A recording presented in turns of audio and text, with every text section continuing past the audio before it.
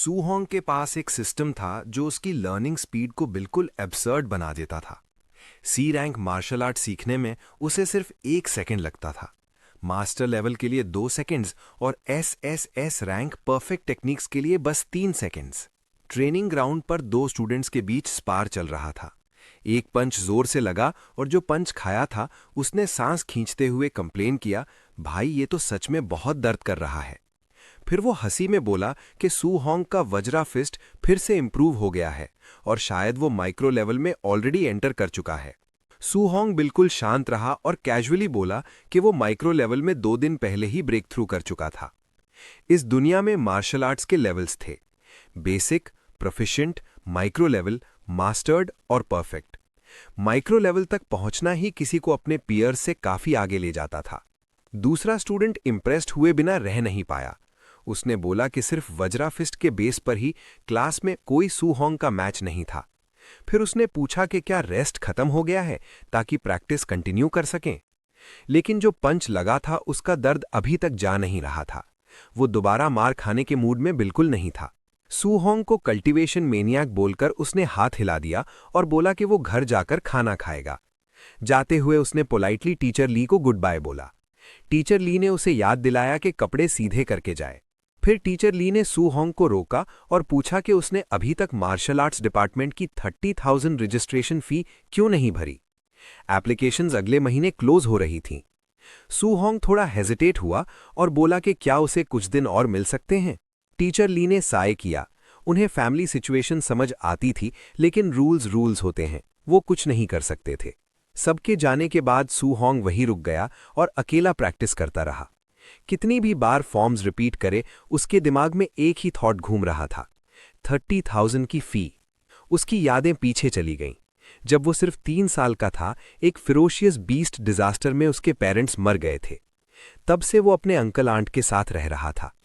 जब उन्हें सू होंग का मार्शल आर्ट्स टैलेंट पता चला, उन्होंने पूरी कोशिश की उसकी ट्रेनिंग सपोर्ट करने की। इस एरा में जहां फिरोशियस बीस्ट्स खुलेआम घूम रहे थे, मार्शल आर्टिस्ट्स अच्छा पैसा कमा सकते थे। सू होंग ने ट्रेनिंग इसीलिए की थी ताकि अपने अंकल आंट को बेटर लाइफ दे सके। लेकिन अब लग रहा था कि वो उनकी जिंदगी और मुश्किल बना रहा है। शाम को वो अपने छोटे से पुराने घर लौटा। चुपचाप पूछा कि रेंट का टाइम आ गया है क्या और कितना पैसा कम पड़ रहा है। उसके अंकल ने पहले जवाब दिया, रेंट रुक सकता है, लेकिन लिटिल होंग की रजिस्ट्रेशन फी पहले भरी जाएगी। उसकी आंट ने भी कहा कि इतना टैलेंट होने के बाद सू होंग जरूर एक दिन सक्सेसफुल होगा और वो उसे रोक नहीं सकते। फिर ऑलमोस्ट कैजुअली उसने बोला कि वो अपनी मेडिसिन लेना बंद कर देगी, वैसे भी क्योर नहीं हो रही और पैसे बच जाएंगे। अंकल तुरंत गुस्सा हो गए। उन्होंने कहा कि वो एक और जॉब कर लेंगे, आंट को घर पर रहकर आराम करना चाहिए और अपनी हेल्थ पर फोकस करना चाहिए, बाकी सब चीजें ठीक हो जाएंगी। छुपकर ये सब सुनते हुए सू होंग के सीने में अजीब सी टाइटनेस आ गई। उसे लगा जैसे ये दुनिया ही गलत हो, एक स्टूपिड ट्विस्टेड वर्ल्ड जहां सिर्फ टैलेंट काफी नहीं था, पैसा भी चाहिए होता था। अगर वो पैसा कमाने में अच्छा होता तो शायद मार्शल आर्ट्स में इतना टैलेंटेड होता ही नहीं। जितना ज्यादा वो सोचता, उतनी ही दुनिया पागल लगने लगती। खुद को संभालते हुए उसने दरवाजा खोला और बोला कि वो आ गया है। उसकी आंट, जो उसे अपने बेटे की तरह ट्रीट करती थी, तुरंत फंस करने लगी। इतनी देर तक प्रैक्टिस क्यों की, थक गए होंगे। सू होंग ने काम संभालना चाहा, लेकिन आंट ने मना कर दिया और बोला कि वो रेस्ट करें। अंकल ने भी सपोर्ट किया। मजबूरन सू होंग अपने रूम में चला गया, लेकिन नींद आने का नाम ही नहीं ले रही थी। उसके अंकल आंट पहले ही बहुत सैक्रिफाइस कर चुके थे, अब वो और बर्डन नहीं बन सकता था। इस बार प्रॉब्लम उसे खुद सॉल्व करनी थी। मार्शल आर्टिस्ट के लिए कुछ ही दिन में टेंस ऑफ थाउजेंड्स कमाने की सिर्फ एक जगह थी: अंडरग्राउंड मार्शल अरीना। अगली सुबह स्ट्रीट्स में लाउड अनाउंसमेंट गूंज उठा। ऑडियंस को वेलकम किया गया मार्शल अप्रेंटिस अरीना चैलेंज में, जहां सिर्फ जीत या हार मैटर करती थी, जिंदगी या मौत का कोई फर्क नहीं। अनाउंसर ने आज के रिंग डिफेंडर का नाम अनाउंस किया, मिस्टर मिनोटॉर। अगर उसने लगातार 4 मैचेस जीत लिए तो सीधा 60,000 प्राइज मनी, वरना कुछ भी नहीं। क्राउड में विस्पर्स शुरू हो गईं। कोई उसे जानता नहीं था। कुछ लोग बोले रुकी होगा, कुछ हंस के बोले सीधा अरीना चैलेंज में घुसना मतलब मौत को इनवाइट करना। साइड में अनाउंसर ने मिनोटॉर को कहा कि थोड़ा पैशन दिखाओ, क्राउड को प्रवोक करो। मिनोटॉर कंफ्यूज था, कैसे? अनाउंसर ने साय करते हुए कहा, गाली दो, क्राउड को भड़काओ। समझ आते ही मिनोटॉर ने जोर से रॉर किया और चिल्लाया कि मार्शल आर्ट लेवल से नीचे कोई भी उसका मैच नहीं है। सारे वीकलिंग्स को चैलेंज दिया। क्राउड तुरंत एक्सप्लोड हो गया। कोई गाली दे रहा था, कोई उसकी गट्स की तारीफ कर रहा था। एटमॉस्फेयर बिल्कुल गर्म हो गया। मैच स्टार्ट हुआ। मास्क के पीछे सू होंग बिल्कुल काम था। अंडरग्राउंड अरीना की किलिंग एनर्जी उसे क्लियरली फील हो रही थी। लेकिन ये ट्यूशन के पैसे इकट्ठा करने का फास्टेस्ट तरीका था। पहला ओपोनेंट आया। एरोगेंस दिखाते हुए बोला कि वो थोड़ा खेल लेगा। सू होंग ने सिर्फ एक नजर डाली। मोमेंटम स्ट्रांग था लेकिन फुटिंग वीक थी। ओपोनेंट ने गाली देकर पंच मारा। सू होंग ने साइड स्टेप किया और कैजुअली एक पंच मारा। स्ट्राइक सीधा जॉ पर लगा और बंदा सीधा पीछे उड़ गया। अनाउंसर खुद कंट्रोल खो बैठी। हंसते हुए माइक पर चिल्लाई, मिनोटॉर का पहला विन। क्राउड पागल हो गया। दूसरा चैलेंजर आया। बोला पहला बंदा बस अनलकी था, इस बार अलग होगा। सू होंग ने सिर्फ प्लीज कहा। परफेक्ट टेस्ट था वज्रा फिस्ट की पावर का। पंच आया। सू होंग ने सीधा सामने से वज्रा फिस्ट से तोड़ दिया। अपोनेंट शॉक में चिल्लाया। एक काउंटर के बाद उसका बैलेंस टूट गया और सू होंग ने एक ब्रूटल किक मारकर उसे स्टेज से बाहर फेंक दिया। अरीना फिर से एक्सप्लोड हो गया। अनाउंसर ने सेकंड कंसेक्यूटिव विन डिक्लेयर कर दी। कुछ वेल ड्रेस्ड लोग साइड से ऑब्जर्व कर रहे थे। उनमें से एक बोला, ये लड़का क्वाजी मार्शल आर्टिस्ट भी नहीं है, फिर भी स्ट्रेंथ अब नॉर्मल है। तीसरे विन के बाद उनमें से एक ने कहा, यह लड़का बेस्ट नहीं है लेकिन वर्स्ट से काफी ऊपर है, मैच फिक्सिंग के लिए परफेक्ट। एक मास्क्ड यंग मैन बोला, मैं हैंडल कर लूंगा। उसे याद दिलाया गया कि martial artist breakthrough reveal नहीं होना चाहिए। 3 विन के बाद सू होंग का कॉन्फिडेंस बढ़ गया। ऑर्डिनरी मार्शल अप्रेंटिसेस अब चैलेंज नहीं रहे थे। एक और विन और 60,000 उसके होंगे। तभी क्राउड अचानक स्टर हो गया। तब अचानक क्राउड से चीखने की आवाजें आने लगी। व्हाइट फॉक्स रिंग में उतर रहा है। जैसे ही मास्क्ड फाइटर सामने आया, पूरी अरीना फट सी गई। क्या व्हाइट फॉक्स? कह रहे हैं ये क्वाजी मार्शल आर्टिस्ट है। कुछ लोग तुरंत प्रोटेस्ट करने लगे। क्वाजी मार्शल आर्टिस्ट का मार्शल अप्रेंटिस से लड़ना चीटिंग है। ये सुनते ही सू होंग का दिल थोड़ा सा डूब गया। क्वाजी मार्शल आर्टिस्ट, ये फाइट बिल्कुल आसान नहीं होने वाली थी। फिर भी पीछे हटना पॉसिबल नहीं था। अब हारने का ऑप्शन ही नहीं था। व्हाइट फॉक्स उसके सामने आकर रुका और शांत नजरों से उसे देखने लगा। फिर कामली बोला, डर मत, मुझे कंट्रोल करना आता है। उसी वक्त अनाउंसर की आवाज गूंज उठी। अरीना चैलेंज का फाइनल मैच डिक्लेयर किया गया और फाइट स्टार्ट करने का सिग्नल मिल गया। अगला ही सेकंड दोनों फाइटर्स फुल स्पीड में एक दूसरे की तरफ टूट पड़े। सू होंग ने तुरंत रेल्म्स का गैप महसूस कर लिया। उसकी कल्टीवेशन क्लियरली कम थी, इसीलिए उसने बिना हेजिटेट किए अपना स्ट्रॉन्गेस्ट ओपनिंग मूव यूज किया। उसका पंच आगे फूटा। हवा में विजिबल शॉक वेव्स उठने लगे। दोनों फिस्ट्स टकराते ही पूरा रिंग हिल गया। पावर इतनी ज्यादा थी कि देखने वालों की सांस अटक गई। लेकिन जैसे ही फिस्ट्स मिले, सू होंग का दिल जोर से धड़का उठा। ये पावर कुछ गलत था। व्हाइट फॉक्स क्वाजी मार्शल आर्टिस्ट नहीं था, वो एक रियल मार्शल आर्टिस्ट था जिसने जानबूझकर अपनी वाइटैलिटी सप्रेस कर रखी थी। टेंशन की एक वेव सू होंग के जिस्म से गुजर गई। ऐसा मॉन्स्टर अचानक यहां आ जाएगा, उसने कभी इमेजिन नहीं किया था। व्हाइट फॉक्स ने गहरी सांस ली और फिर दोबारा अटैक किया। Thunder rush fist. एक के बाद एक स्ट्राइक्स गिरने लगे, हर पंच पिछले से ज्यादा भारी। इस लगातार असॉल्ट के नीचे सू होंग पीछे खकेला जाने लगा। हर इंपैक्ट के साथ दर्द उसके जिस्म में फैलता चला जा रहा था। तो ये होती है रियल मार्शल आर्टिस्ट की स्ट्रेंथ, उसने मन ही मन सोचा। क्राउड पूरी तरह से स्टन्ड था। किसी ने टेक्निक पहचान ली और चिल्लाया, ये 3 एको थंडर रश फिस्ट है। किसी को उम्मीद नहीं थी कि यहां ऐसी टेक्निक देखने मिलेगी। सिर्फ ये सरप्राइज ही टिकट के पैसे वसूल करा रहा था। कुछ लोग सर हिलाने लगे। मिनोटॉर खत्म है। उनके लिए रिजल्ट पहले ही क्लियर था। लेकिन व्हाइट फॉक्स रुकने का नाम नहीं ले रहा था। उसके अटैक्स एक के बाद एक आ रहे थे, बिना किसी दया के प्रेशर बनाए हुए। थोड़ी देर बाद व्हाइट फॉक्स क्लियरली बोर होने लगा। उसने मिनोटॉर से कहा, सिर्फ डिफेंस करना बेकार है, फाइट बैक कर, मैं देखना चाहता हूं कि तेरी असली स्ट्रेंथ क्या है। इस वक्त मिनोटॉर सिर्फ ब्लॉक ही कर पा रहा था। डिफेंस के थ्रू भी पंचेज उसके जिस्म को चीर रहे थे। हर हिट के साथ दर्द और बढ़ता जा रहा था। अगर ये ऐसे ही चलता रहा, सू होंग जानता था ये फाइट वो पक्का हार जाएगा। उसे काउंटर अटैक का एक मौका चाहिए था, लेकिन व्हाइट फॉक्स के अटैक्स इतने फास्ट और रिलेंटलेस थे कि एक भी ओपनिंग नहीं मिल रही थी। और फिर व्हाइट फॉक्स ने खुद एक ओपनिंग बना ली। एक पंच सीधा मिनाटोर के जॉ की तरफ आया। इम्पैक्ट इतना जबरदस्त था कि वो हवा में उछल गया और जोर से ग्राउंड पर जा गिरा। जमीन पर पड़े पड़े उसकी नजर धुंधली होने लगी। कॉन्शियसनेस धीरे धीरे फेड हो रही थी। रिकवर करने से पहले ही व्हाइट फॉक्स आगे बढ़ा और कामली बोला। उसने कहा कि इस मैच के प्राइज मनी का एक भी कॉइन मिनाटोर को नहीं मिलेगा, लेकिन उसका टीचर उसे इनवाइट करने को रेडी है। अगर मिनाटोर फ्यूचर में उनके लिए मैच फिक्सिंग करे तो वो उसे इस मैच के प्राइस के बराबर पैसा देते रहेंगे। व्हाइट फॉक्स का पैर उसके चेहरे पर दबा हुआ था, फिर भी मिनाटोर ने बिना एक सेकंड सोचे मना कर दिया। उसने सीधा कहा, वो कभी इतना शर्मनाक काम नहीं करेगा। व्हाइट फॉक्स थोड़ी देर के लिए स्टन रह गया। उसने इतनी स्ट्रांग रिजेक्शन एक्सपेक्ट नहीं की थी। फिर खुद को संभालते हुए उसने वार्निंग दी, अच्छे से सोच ले, क्योंकि उन्हें मना करने की कीमत वो अफोर्ड नहीं कर पाएगा। मिनाटोर ने तुरंत पलट के पूछा, जो लोग ऐसे काम करते हैं क्या वो खुद को मार्शल आर्टिस्ट कहने के लायक होते हैं? बस यही बात खत्म हो गई।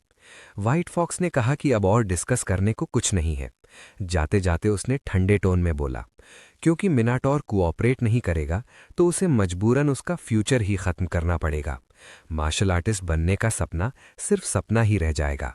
जैसे ही व्हाइट फॉक्स ने उसकी टांग पर वार करने के लिए हाथ उठाया, वो शब्द मिनाटोर के दिमाग में गूंज उठे, मार्शल आर्टिस्ट बनना। एक इंस्टिंक्टिव रिएक्शन आया। लास्ट मोमेंट पर मिनाटोर ने खुद को ट्विस्ट किया और ब्लो नैरोली मिस हो गया। वो क्रिपल नहीं हो सकता था। अपनी पूरी ताकत जोड़कर वो फिर से खड़ा हो गया। मिनाटोर वापस फाइट में आ गया। व्हाइट फॉक्स सरप्राइज से उसे घूरने लगा। मिनाटोर ने खुद को स्टेडी किया, आंखों में आग थी। वो यहां नहीं गिर सकता था, कभी नहीं। उसके अंदर कुछ टूट सा गया और एक सेकेंड विंड उसके इंजर्ड बॉडी में दौड़ गई। व्हाइट फॉक्स अपना शॉक छुपा नहीं पाया। उसने पहले ही थंडर रश फिस्ट लैंड किया था, फिर भी ये बंदा खड़ा था। पर सू होंग के दिल में क्लैरिटी थी। उसे मार्शल आर्टिस्ट बनना था। वो अपने अंकल और आंट के सालों के सैक्रिफाइसेस को वेस्ट नहीं होने दे सकता था। वो उन्हें एक अच्छी जिंदगी देना चाहता था। लेकिन क्या इसका मतलब ये था कि उसे मार्शल आर्टिस्ट के प्रिंसिपल्स ही छोड़ देने चाहिए? जवाब तुरंत आया, नहीं। ऐसी फ्यूचर जिसमें सेल्फ रिस्पेक्ट ही ना हो, उसे वो कभी एक्सेप्ट नहीं थी। उसी पल कुछ अजीब हुआ। उसकी आंखों के सामने एक ट्रांसलूसेंट स्टेटस विंडो अपीयर हुई। कोल्ड इमोशनलेस वर्ड्स पूछ रहे थे, अपने फ्यूचर और अपनी फेथ के लिए तुम क्या सैक्रिफाइस करने को तैयार हो? सू होंग ने बिना एक पल सोचे जवाब दिया, सब कुछ। विंडो ने फिर पूछा, क्या तुम सच में पूरी कीमत चुकाने को तैयार हो? मिनाटोर का जवाब वही था, एवरीथिंग। जैसे ही ये शब्द उसके मुंह से निकला, उसके अंदर कुछ बदलने लगा। जमीन पर उसकी शैडो ट्विस्ट होने लगी। धीरे धीरे एक भयानक मॉन्स्टर का आउटलाइन बन गया। सू होंग हक्का बक्का रह गया। उसे नहीं पता था ये जगह क्या है, और जो शैडोज के पीछे खड़ी थी वो किसी अननोन मैसिव एग्जिस्टेंस की थी। तब वो एग्जिस्टेंस बोली, ये मौका वो उसे दे रही है। एक स्ट्रेंज ऑरा सू होंग के अराउंड लपेट गई और एक और स्टेटस विंडोज के सामने आ गई जिसमें उसकी पूरी डिटेल्स थीं। Name Su Hong, vitality 85, spirit 23, physique mortal body, mission way of the arena, martial skills Vajra fist micro level 7%, floating light palm proficient 35%, void step proficient 56%, martial value 0। Su Hong disbelief में उसे देख रहा था। Curiosity में उसने mission section को touch किया, जैसे टच स्क्रीन हो। तुरंत एक नया नोटिफिकेशन पॉपअप हुआ, random mission way of the arena. Description, martial artist बनने का रास्ता कांटों से भरा होता है। प्लेयर, यहां अपनी मार्शल आर्ट्स पॉलिश करो और बाहर की दुनिया में व्हाइट फॉक्स का सामना करो। ऑब्जेक्टिव्स, वज्र फिस्ट को मास्टर्ड लेवल तक ले जाओ, फ्लोटिंग लाइट पाम और वॉइड स्टेप को माइक्रो लेवल तक ले जाओ। Reward, beginners guide. सोचने का टाइम भी नहीं मिला था कि एक पंच सीधा उसके चेहरे की तरफ आया। सू होंग इंस्टिंक्टिवली झुक गया। जब उसने ऊपर देखा तो फ्रीज हो गया। उसके सामने वो खुद खड़ा था, एक परफेक्ट क्लोन जो वज्रा फिस्ट को टेक्स्ट बुक लेवल प्रिसिजन के साथ यूज कर रहा था। हर मूवमेंट फ्लॉलेस था। इतना परफेक्ट एग्जाम्पल सामने हो तो चांस छोड़ना इम्पॉसिबल था। फाइट के दौरान सू होंग को रियलाइज हुआ कि ये सिर्फ फाइट नहीं थी, ये एक लाइव डेमोन्स्ट्रेशन थी। मिड फाइट उसने नोटिस किया कि उसकी वज्रा फिस्ट प्रोफिशिएंसी 7% से 10% हो चुकी थी। इंप्रूवमेंट इंसेनली फास्ट थी। वो लगातार लड़ता रहा, सीखता रहा। प्रोफिशिएंसी बढ़ती रही, 100% तक पहुंच गई। फ्लोटिंग लाइट, पाम और वॉइड स्टेप भी फुल्ली मास्टर्ड हो गए। आखिरकार थकान ने पकड़ ली। हैवी ब्रीदिंग के साथ सू होंग ने क्लोन को नॉड किया, थैंक्स। नोटिफिकेशन आया, mission complete, rewards issued. Reality में वापस जाने का ऑप्शन आया। सू होंग ने बिना हिचकिचाहे येस चूज किया। नेक्स्ट इंस्टेंट वो फिर से अरीना में था, मिनाटोर मास्क पहने, व्हाइट फॉक्स के सामने। व्हाइट फॉक्स तुरंत चार्ज किया, थंडर रश फिस्ट बरसा दिया। लेकिन इस बार मिनाटोर शांत था। टू स्लो, उसने कामली कहा। वो इजीली हर पंच डॉज करता गया। फिर एक फिस्ट सीधा व्हाइट फॉक्स के फेस पर। मास्क टूट गया। व्हाइट फॉक्स ग्राउंड पर गिर गया। अरीना बिल्कुल फ्रीज हो गया। क्राउड शॉक में थी। मिनाटोर रिंग में खड़ा था, व्हाइट फॉक्स उसके पैरों के पास पड़ा था। मिनाटोर ने कामली पूछा, 4th मैच जीत लिया है, प्राइज मनी कब मिलेगा? अनाउंसमेंट हुआ, मिनाटोर विनर था। 60,000 का ग्रैंड प्राइज उसका था। ऑडियंस में बैठा टीचर का चेहरा डार्क हो गया। Vajra fist mastered? ये पॉसिबल ही नहीं था। उसने तुरंत अपने लोगों को मिनाटोर को फॉलो करने का ऑर्डर दिया। अरीना छोड़ते ही सू होंग को पता चल गया कि उसे फॉलो किया जा रहा है। जैसे ही वो पास आए, उसकी स्पीड एक्सप्लोड हुई और वो उनकी आंखों से गायब हो गया। 1 घंटे बाद वो घर पहुंच चुका था। पैसे देखकर अंकल आंट शॉक हो गए। सू होंग ने कैजुअली कहा, डोजो में स्पारिंग पार्टनर का काम मिला था, मास्टर ने स्पॉन्सर कर दिया। अंकल हंसा, आंट मुस्कुराई। उनका लिटिल होंग ब्राइट फ्यूचर की तरफ बढ़ रहा था। रात को सू होंग छत पर बैठकर चांद को देख रहा था। एक लड़का धीरे धीरे आदमी बन रहा था। फीस, रेंट, मेडिकल बिल्स सब सेट। सिस्टम इंटरफेस खोला और एक चीज पर नजर रुक गई, मार्शल वैल्यू। एक नया नोटिफिकेशन अपीयर हुआ जिसमें लिखा था कि उसने अपने से हायर लेवल अपोनेंट को डिफीट किया है और 57 मार्शल वैल्यू पॉइंट्स गेन किए हैं। सिस्टम ने बताया कि मार्शल वैल्यू को वाइटैलिटी और मार्शल स्किल्स बढ़ाने के लिए यूज किया जा सकता है, लेकिन साथ ही वार्निंग दी कि इसे सोच समझकर यूज करें। सू होंग ने तुरंत ट्राई करने का डिसाइड किया। जैसे ही उसने वाइटैलिटी में पॉइंट्स ऐड किए, उसके बॉडी के अंदर एक भयंकर हीट सर्ज हुआ, जैसे आग उसकी वेन्स के थ्रू दौड़ रही हो। उसने तुरंत अपने स्टैट्स चेक किए। वाइटैलिटी 90 तक पहुंच गई थी। ये लेवल ऑलरेडी एक क्वाजी मार्शल आर्टिस्ट के बराबर था। बिना हेजिटेशन के सू होंग ने बची हुई सारी मार्शल वैल्यू भी वाइटैलिटी में डाल दी। नंबर लगातार बढ़ता गया और हर इंक्रीज के साथ उसकी फिजिकल स्ट्रेंथ और ज्यादा क्लियरली फील होने लगी। उसका बॉडी पहले से ज्यादा हल्का, ज्यादा स्ट्रांग और ज्यादा अलाइव लग रहा था।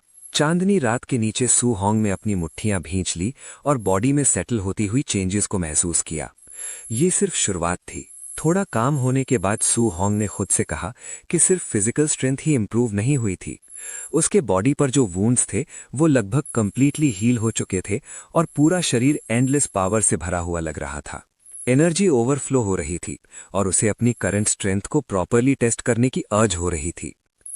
वो रूफटॉप्स के ऊपर से हल्की चाल के जंप करता हुआ आगे बढ़ा और कुछ ही देर में उसे एक परफेक्ट जगह याद आ गई, स्कूल ड्रिल ग्राउंड। वहां एक कॉम्बैट पावर टेस्टर था, वो काफी रहेगा। ज्यादा टाइम नहीं लगा और वो star city number 1 high school के आउटडोर ड्रिल ग्राउंड पर पहुंच गया। जगह बिल्कुल शांत थी और अंधेरे में सिर्फ एक टियर 1 कॉम्बैट पावर टेस्टर खड़ा था। अपनी ब्लेजिंग वाइटैलिटी को गैदर करते हुए सू होंग ने शोल्डर्स घुमाए और डिसाइड किया कि वो थोड़ा कंट्रोल करेगा, सिर्फ 70% स्ट्रेंथ यूज करेगा। जैसे ही उसकी फिस्ट मशीन पर लगी, एक तेज आवाज गूंजी। एक पल के लिए उसका दिल धक से रह गया। पंच का वेट खुद उसे भी हैवी लगा। फिर उसने देखा कुछ गलत था। टेस्टर से स्पार्क्स निकले और वो सीधा बंद हो गया। सू होंग स्टन रह गया। तुरंत उससे टेंशन होने लगी। इस मशीन की क्वालिटी तो बहुत ही बेकार निकली। क्या उससे इसके पैसे भरने पड़ेंगे? ये सोचकर कि यहां रुकना सेफ नहीं है, वो तुरंत मुड़कर निकल गया। उसी वक्त पीछे से एक आवाज आई, कौन आधी रात को इतना शोर मचा रहा है? सू होंग ने देखने का वेट नहीं किया, वो सीधा भाग गया। थोड़ी देर बाद एक गुस्से में भरा केयरटेकर वहां पहुंचा और टूटे हुए टेस्टर को देखकर भड़क गया। गालियां देते हुए वो चिल्लाया, कौन सा हरामी ड्रिल ग्राउंड में घुसकर टेस्टर तोड़ गया? गुस्से में वो खुद से बोलता रहा कि ऐसा काम सिर्फ वो 2 ट्रबल मेकर्स, चुन सान और लियो ल्यू ही कर सकते हैं। दांत पीसते हुए उसने कसम खाई कि स्कूल स्टार्ट होते ही वो दोनों को अच्छे से एजुकेट करेगा। अगली सुबह star city number 1 high school का जिम्नेजियम पूरी तरह से भरा हुआ था। स्टूडेंट्स दीवार से दीवार तक खड़े थे और सू होंग भी भीड़ में घुला मिला हुआ था। वेट करते हुए उसने किसी को कहते सुना कि चुनसान को पिटाई पड़ी है। ये सुनकर सूहोंग का ध्यान तुरंत चला गया। क्यूरियस होकर उसने पूछा क्या हुआ। पास खड़े एक स्टूडेंट ने कहा कि उसने सुना है कि चुनसान ने रात के टाइम आउटडोर ड्रिल ग्राउंड का कॉम्बैट पावर टेस्टर तोड़ दिया था और बाद में एडमिट करने से मना कर दिया। इसी वजह से प्रिंसिपल ने उसे ऑन द स्पॉट पनिश किया। ये सुनकर सूहोंग को थोड़ा ऑकवर्ड फील हुआ, मतलब किसी और ने उसकी गलती का ब्लेम ले लिया था। साथ ही उसे रिलीफ भी महसूस हुआ। अगर वो पकड़ा जाता तो वो कभी भी उस टेस्टर के पैसे अफोर्ड नहीं कर पाता। इसी बीच अनाउंसर की आवाज पूरे हॉल में गूंज उठी। सबको शांत रहने को कहा गया। उसने अनाउंस किया कि उन्होंने अपने एक ओल्ड कॉमरेड को इनवाइट किया है, tier 3 martial artist Chan Tiyon, जो सबको एक C rank martial art thunder rush fist सिखाएंगे। उसने स्टूडेंट्स को स्ट्रिक्टली इंस्ट्रक्शन दी कि इस मार्शल आर्ट को सीरियसली और प्रॉपरली सीखें। जिम एकदम से इरप्ट हो गया। कुछ स्टूडेंट्स चिल्ला रहे थे कि ये उनकी जिंदगी का पहला मौका था जब उन्होंने टियर 3 मार्शल आर्टिस्ट को सामने देखा। दूसरे लोग बोल रहे थे कि सी रैंक मार्शल आर्ट्स जो बाहर के डोजोज में सिखाई जाती हैं, उनकी सिर्फ ट्यूशन फी ही लाखों में होती है। लेकिन जैसे ही सूहोंग ने नाम सुना, उसकी आंखें चमक उठीं। थंडर रश फिस्ट, ये वही मार्शल आर्ट थी जो व्हाइट फॉक्स ने अंडरग्राउंड अरीना में यूज की थी। एक पंच में 3 पंचेस जितना इम्पैक्ट। इसकी पावर अनडिनाएबल थी। बाहर की दुनिया में सिर्फ रजिस्ट्रेशन फी ही फॉर्चून के बराबर होती। सूहोंग के लिए ये अपॉर्चुनिटी छोड़ना नामुमकिन था। चान टियोन ने टाइम वेस्ट नहीं किया।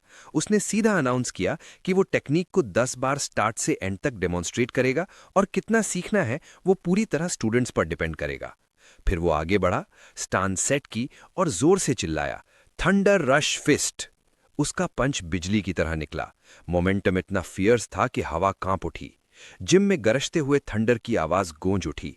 डेमोन्स्ट्रेशन के साथ वो समझाता गया, बेसिक लेवल पर एक थंडर साउंड होती है, प्रोफेशेंट लेवल पर 3, माइक्रो लेवल पर 5 और मास्टर्ड लेवल पर 7 साउंड्स, जो मेरी करंट रेल्म है। जैसे ही उसने डेमोन्स्ट्रेशन खत्म की, 7 लगातार थंडरस साउंड्स गूंज उठे और पूरा स्पेस वाइब्रेट करने लगा। इतनी ऑरा एक्सपेंड करने के बाद चान टियोन थोड़ी देर रुककर सांस रेगुलेट करने लगा। फिर उसने ऐड किया, परफेक्ट रेल्म पर 9 थंडर साउंड्स होती हैं, लेकिन ज्यादा ऊपर एम मत करो। आज अगर बेसिक्स भी समझ आ गए वही काफी है।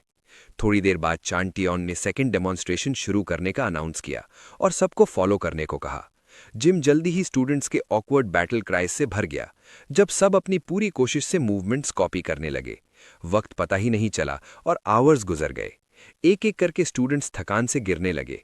कुछ बोल रहे थे उन्हें कुछ समझ ही नहीं आ रहा, कुछ कंप्लेन कर रहे थे कि पूरी तरह ड्रेन्ड हो चुके हैं।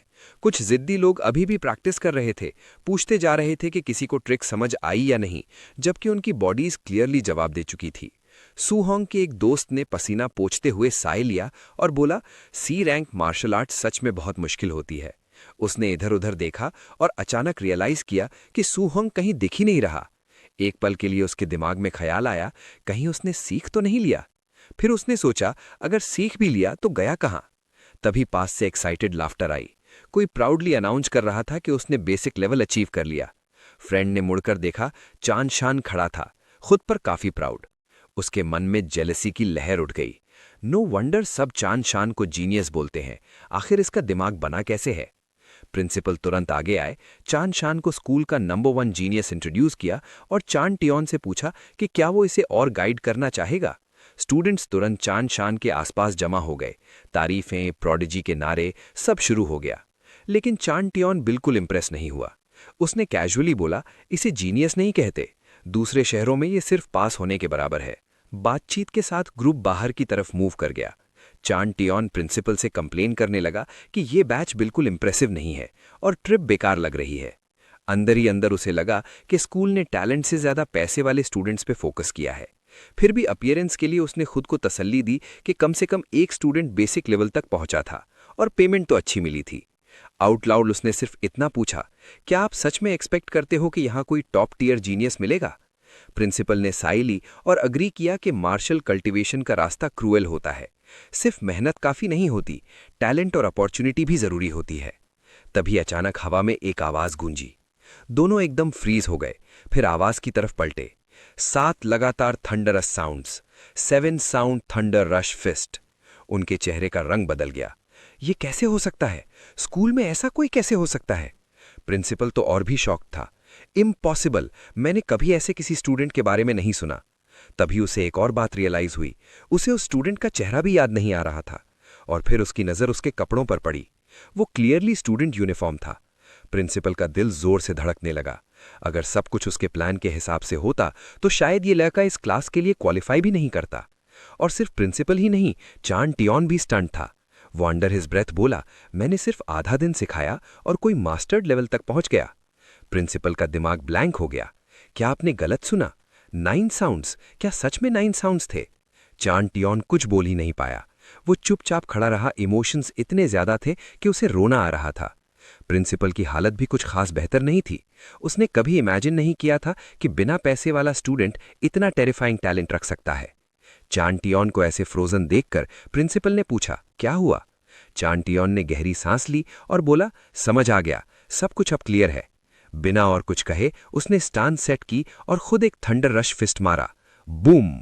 हवा फट सी गई। 8 थंडरस साउंड्स गूंज उठे। प्रिंसिपल ऑलमोस्ट उछल ही पड़ा। 8 साउंड्स! चान टियोन ने ब्रेक थ्रू कर लिया। वो अपनी मुट्ठी को घूरता हुआ खड़ा रहा। आंखों में एक्साइटमेंट चमक रही थी। अभी जो थंडर रश फिस्ट मैंने देखी, वही इंस्पिरेशन थी जो मुझे सालों से नहीं मिल रही थी। उसके बिना शायद मैं इस लाइफ में कभी ब्रेक थ्रू नहीं कर पाता। फिर उसे याद आया, ये सेलिब्रेट करने का टाइम नहीं है। चान टियोन ने तुरंत प्रिंसिपल को कहा, जल्दी करो, उस स्टूडेंट को ढूंढो। प्रिंसिपल होश में आया और लिटरली दौड़ने लगा। लेकिन जब तक वो उस जगह पहुंचे, वो लड़का जा चुका था। सू होंग के लिए काम ऑलरेडी हो चुका था। चलते हुए उसने सोचा कि C rank martial art cultivate करना डी रैंक वज्रा फिस्ट से काफी ज्यादा एग्जॉस्टिंग है। उसकी thunder rush fist already perfect realm तक पहुंच चुकी थी। अब अगला स्टेप था और ज्यादा मार्शल वैल्यू कमाना और जल्दी से एक ट्रू मार्शल आर्टिस्ट बनना। हर बार अंडरग्राउंड अरीना जैसी life and death fight possible नहीं थी। अगर नॉर्मल स्पारिंग से मार्शल वैल्यू मिल सकती तो वो काफी बेटर होता। कुछ ही देर में वो अपनी work place raising thunder dojo पहुंच गया। अंडर स्टूडेंट्स नॉर्मल ट्रेनिंग कर रहे थे।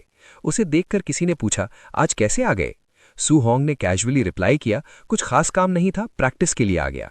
तभी एक जोर का थर्ड हॉल में गूंजा। एक स्टूडेंट हवा में उड़ता हुआ जमीन पर गिरा। उसके ऊपर खड़ा लड़का स्नियर करता हुआ बोला, अगर किसी को लगता है मेरा टीचर अच्छा नहीं सिखाता तो पहले अपनी लैक ऑफ कॉम्प्रिहेंशन एक्सेप्ट करे, एक्सक्यूजेस बनाना बंद करे। सू होंग ने उधर देखा और पूछा, ये क्या चल रहा है?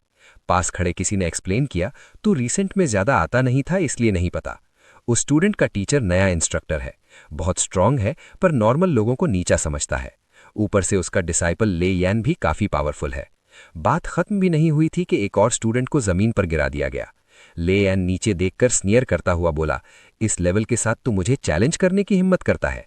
इससे पहले बात और बिगड़ी। सू होंग आगे बढ़ा, ले यान की कलाई पकड़ी और कामली बोला, बस इतना काफी है। ले यान ने तुरंत गुस्से से सू होंग को घूरा और पूछा, तू है कौन? अगर दम है तो हाथ छोड़। फिर वो स्नियर करता हुआ बोला कि अगर बात क्लियर करनी है तो अरीना में 1-on-1 सेटल कर सकते हैं। सू होंग जरा भी पीछे नहीं हटा। उसने शांत आवाज में सीधा अग्री कर दिया। तभी एक आवाज बीच में कट इन हुई, पूछते हुए कि इतना शोर शराबा किस बात का है, और अनाउंस किया कि क्लास शुरू होने वाली है। ले एन ने हाथ छुड़ा लिया और कोल्ड स्माइल के साथ बोला, आज तू लकी है। उसे जाते हुए देखकर सू होंग सोचने से खुद को रोक नहीं पाया। ये बंदा हद से ज्यादा एरोगेंट था। थोड़ी ही देर में इंस्ट्रक्टर ने बोलना शुरू किया। उसने अनाउंस किया कि आज रेजिंग सी स्पीयर टेक्निक सिखाने का लास्ट डे है। हमेशा की तरह वो इसे सिर्फ एक बार ही डेमोन्स्ट्रेट करेगा। जैसे ही इंस्ट्रक्टर ने स्टांस ली, उसके चेहरे से क्लियरली दिख रहा था कि उसे यकीन ही नहीं था कि कोई एक ही डेमोन्स्ट्रेशन में कुछ सीख पाएगा। लेकिन सू होंग बिल्कुल अलग था। उसकी आंखें पूरी इंटेंसिटी के साथ इंस्ट्रक्टर पर टिकी हुई थी। उसके लिए एक बार काफी था। हर मूवमेंट, हर शिफ्ट, हर एंगल। जब स्पीयर हवा को चीर कर आगे बढ़ी, सू होंग की नजर उसके हर डिटेल को लॉक कर चुकी थी। डेमोन्स्ट्रेशन खत्म होते ही इंस्ट्रक्टर मुड़कर जाने लगा और बोला, तुम लोगों ने कितना सीखा ये पूरी तरह तुम पर डिपेंड करता है। बस फिर क्या था, कंप्लेंट्स तुरंत शुरू हो गईं। कुछ स्टूडेंट्स गाली देने लगे, बोलते हुए कि सिर्फ एक बार का डेमोन्स्ट्रेशन एक स्कैम है। कुछ और लोग कंप्लेन कर रहे थे कि बैक रो से तो कुछ दिखा ही नहीं। लेकिन सू होंग बिल्कुल अलग था। उसने ऑलरेडी एसेंस पकड़ ली थी। उसके दिमाग में स्पीयर का मूवमेंट बिल्कुल क्लियर था, जैसे कोई फ्लड ड्रैगन समुद्र को रौंदता हुआ आगे बढ़ रहा हो। मोमेंटम लगातार लहरों की तरह रोल कर रहा था। उसने एक स्पीयर उठाया और हिलना शुरू किया। बिल्कुल वही मूवमेंट्स, वही फ्लो, परफेक्टली रेप्लिकेट करता हुआ जो उसने अभी देखा था। एक पल के लिए पूरा हॉल बिल्कुल शांत हो गया। फिर अचानक एक्सक्लेमेशंस फूट पड़ी। उसने सच में सीख ली। ये क्या मजाक है? ये तो मार्शल आर्ट्स प्रोडिजी है। कुछ लोग हैरान थे, कुछ जेलस और कुछ बिटरली सोच रहे थे कि शायद प्रॉब्लम उनमें ही है, समझने की कैपेबिलिटी ही नहीं। शोर सुनकर लियान वापस आया। स्कॉफ करते हुए उसने पूछा, कौन है जो सपोजिडली सीख गया है? फिर उसकी नजर सू होंग पर पड़ी। उसकी आंखें संकरी हो गईं। स्पीयर का फ्लो स्मूथ था, मोमेंटम नेचुरल था। सच में लग रहा था कि सू होंग ने ग्रास्प कर लिया है। लियान के दिमाग में इंटरेस्ट जाग उठा। ऐसे बंदे को टेस्ट करना मजेदार होगा। आगे बढ़ते हुए उसने बुलंद आवाज में कहा, मैं तुझे थोड़े पॉइंटर्स देता हूं। वो स्नॉट करता हुआ अपनी स्पीयर उठाकर घुमाने लगा और स्पीयर का टिप सू होंग की तरफ पॉइंट कर दिया। क्लियरली कह रहा था, आजा। दोबारा बोला कि वो उसे पॉइंटर्स देगा। सू होंग ने बस शांत तरीके से अग्री कर लिया।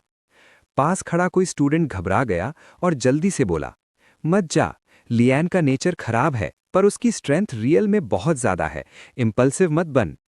सू होंग सिर्फ मुस्कुराया, चिंता मत कर। वो आगे बढ़ा, अपनी स्पीयर उठाई और स्टैंस ले ली। लियान की तरफ देखकर पोलाइटली बोला, मैं गाइडेंस के लिए आभारी रहूंगा। बस ये एक लाइन ही लियान को ट्रिगर करने के लिए काफी थी।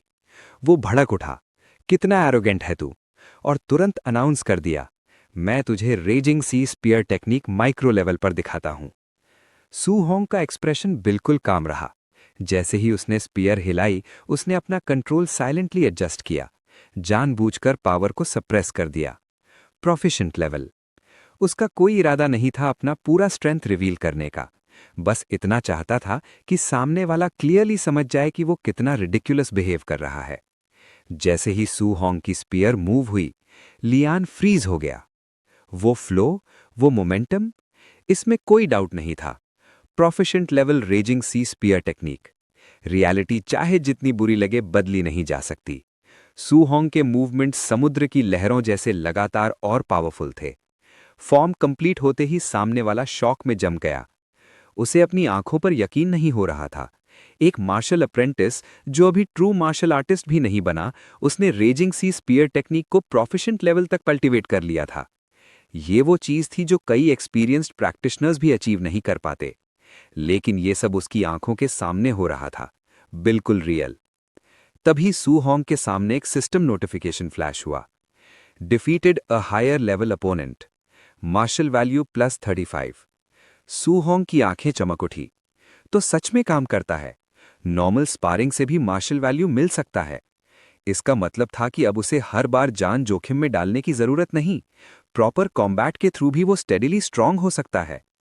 उधर ओपोनेंट का दिमाग पूरी तरह केओस में था। इम्पॉसिबल, बिल्कुल इम्पॉसिबल। मैंने सालों ट्रेनिंग की और ये इतनी जल्दी यहां पहुंच गया। तो फिर मेरी सारी मेहनत का मतलब क्या था? डिसबिलीफ ने उसे पूरी तरह क्रश कर दिया। बात आगे बढ़ने से पहले सू होंग ने कामली अपनी स्पीयर वापस ले ली और बोला, बस इतना काफी है। तभी इंस्ट्रक्टर वहां पहुंच गया। सिचुएशन देखते ही उसने तुरंत इंटरवीन किया और अपने डिसाइपल को डांट दिया। जब लड़के ने प्रोटेस्ट करना चाहा, इंस्ट्रक्टर का चेहरा ठंडा पड़ गया और बिना हिचकिचाए उसने उसे थप्पड़ मार दिया।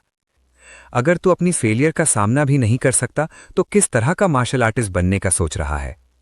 काफी लोगों को अंदर ही अंदर अजीब सी सेटिस्फैक्शन महसूस हुई। डिसाइपल हमेशा एरोगेंट रहता था। उसे ऐसे हम्बल देखना ऑलमोस्ट रिफ्रेशिंग लग रहा था। फिर इंस्ट्रक्टर की नजर सू होंग पर गई। उसकी आंखों में डिसबिलीफ था। उसने सिर्फ एक बार टेक्निक दिखाई थी और ये लड़का ऑलरेडी प्रोफिशिएंट लेवल तक पहुंच गया था। इंपीरियल कैपिटल के सो कॉल्ड जीनियसेस भी ऐसा नहीं कर पाते। तुम्हारा टैलेंट डरा देने वाला है, धीरे से इंस्ट्रक्टर ने कहा। ये लड़का एरोगेंट हो सकता है पर तुम्हारे जैसे किसी से मिलना भी उसके लिए एक तरह की फॉर्च्यून है। फिर उसने हल्का सा हाथ जोड़कर सू होंग की तरफ नॉड किया। लिटिल ब्रदर, मेरे डिसाइपल का बिहेवियर मेरी टीचिंग की कमी दिखाता है। कृपया हमें माफ कर देना। सू होंग थोड़ा सा स्टन्ड रह गया। उसे एक्सपेक्ट नहीं था कि बंदा इतनी जल्दी एटीट्यूड स्विच करेगा। इसका फेस तो पेज पलटने से भी तेज बदलता है। वो मन ही मन सोचते हुए ट्रेनिंग ग्राउंड से निकल गया। अब थकान ने उसे पकड़ ली थी, लेकिन ये सैटिस्फाइंग एग्जॉशन था। आज उसने एक्सपेक्टेशन से काफ़ी ज़्यादा पाया। ना सिर्फ थंडर रश फिस्ट और raising sea spear technique master की, बल्कि काफ़ी मार्शल वैल्यू भी कमाया। Star city number 1 high school के कैंपस से गुजरते हुए वो सब कुछ दिमाग में क्वाइटली रिव्यू करता रहा। एंट्रेंस एग्जामिनेशन जल्दी ही आने वाली थी। अमीर students already high grade alloy weapons prepare कर रहे थे। अगर कंपीट करना था तो उसे भी एक चाहिए था। स्पीयर का फील अभी भी उसके हाथों में था। अब मैं स्पीयर ही यूज करूंगा, उसने डिसाइड किया। लेकिन प्रॉब्लम यह थी कि उसके पास इतने पैसे ही नहीं थे। उसकी थोड़ी सी सेविंग्स तो आंट की मेडिकल एक्सपेंसेस के लिए भी काफ़ी नहीं थी, और एक एलॉय वेपन की प्राइस लगभग 70,000 थी। फिर भी उसने हार नहीं मानी। कोई ना कोई रास्ता जरूर होगा। तभी पूरे शहर में एक अनाउंसमेंट गूंज उठी। विल्डरनेस में फिरोशियस बीस्ट ज्यादा अपीयर हो रहे हैं और सिटी लॉर्ड मार्शल आर्टिस्ट्स को हंट के लिए रिक्रूट कर रहा है, साथ ही जेनरस रिवॉर्ड्स ऑफर कर रहा है। ये सुनते ही सू होंग समझ गया कि ये वही अपॉर्चुनिटी है जिसका उसे इंतजार था। बाद में जब वो घर लौटा, उसकी आंट हमेशा की तरह बिजी थीं।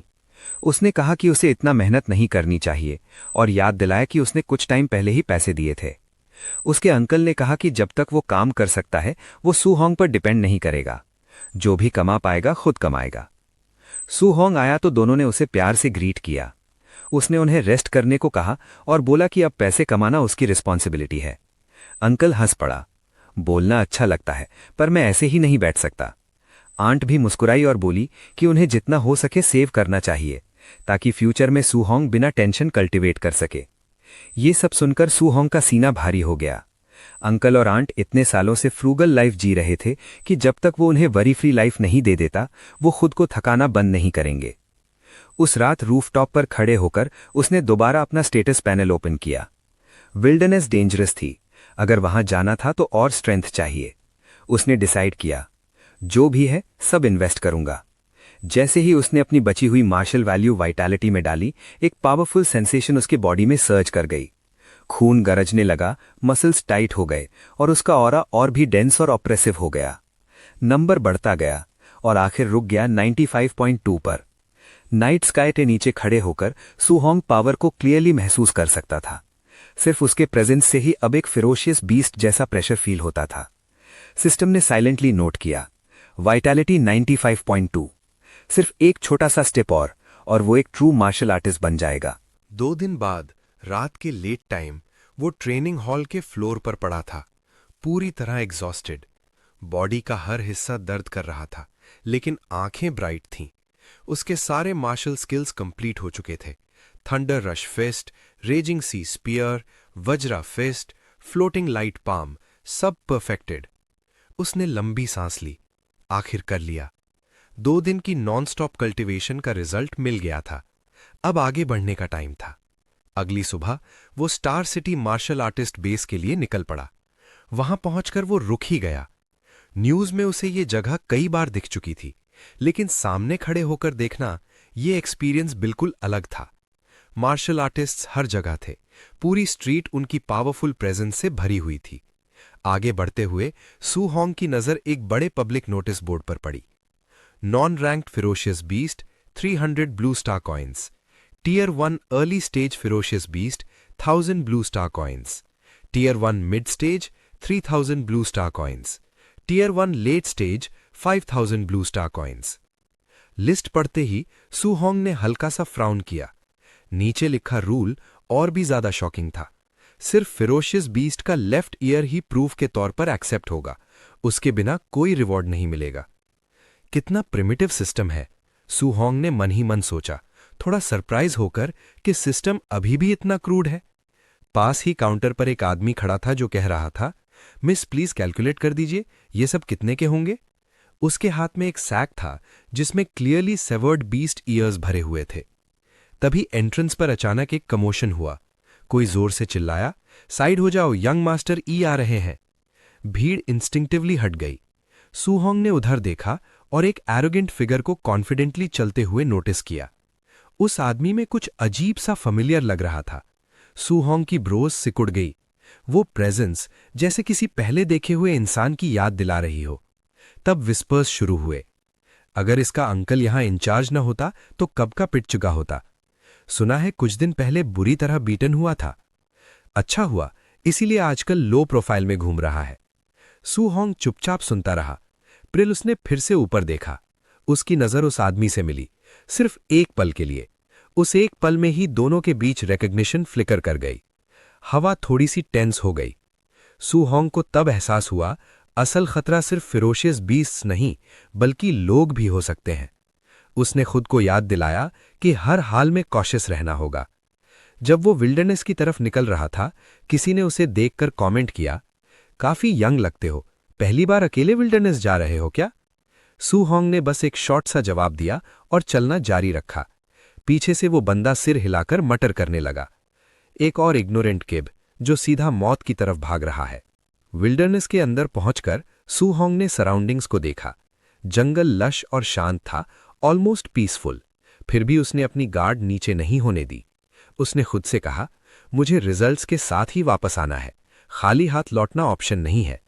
2 घंटे बीत गए जब वो और अंदर तक चला गया। उसने पानी पिया और थोड़ा फ्राउन किया। अभी तक एक भी फिरोशियस बीस्ट नहीं दिखा। उसे लगा शायद आउटर एरिया के सारे बीस्ट्स पहले ही क्लियर हो चुके हैं। इसी सोच के साथ उसने अपनी पेस बढ़ा दी और जंगल के और गहरे हिस्से की तरफ बढ़ने लगा। तब अचानक उसका एक्सप्रेशन बदल गया। उसके सामने एक मैसिव फिगर खड़ा था, एक फिरोशियस बीस्ट, बहुत बड़ा, ऑरा हैवी और ऑप्रेसिव, बिल्कुल वैसा ही जैसा बुक्स में डिस्क्राइब किया गया था। सू होंग ने तुरंत पहचान लिया, tier 1 early stage ferocious beast, azure moon wolf. Wolf की आंखें ब्लडशॉट थीं, फैंग्स बाहर निकले हुए थे। वो लो ग्राउल के साथ सू होंग को घूर रहा था। क्लियरली वो भूखा था। जैसे ही बीस्ट ने पाउंस करने की तैयारी की, सू होंग ने गहरी सांस ली और खुद को स्टेडी किया। बैटल शुरू होने वाली थी। वुल्फ ने अपने शार्प क्लॉज के साथ अटैक किया, लेकिन सू होंग ने तुरंत साइड में डॉज किया और एक इलेक्ट्रिफाइड पंच सीधा उसके एब्डोमेन में दे मारा। जबरदस्त इंपैक्ट के साथ बीस्ट हवा में उड़ा और एक ट्री से जा टकराया। डल क्रैश के साथ वो जमीन पर गिर गया, ऑलमोस्ट हिलने के लायक भी नहीं बचा। सू होंग वहीं खड़ा रहा।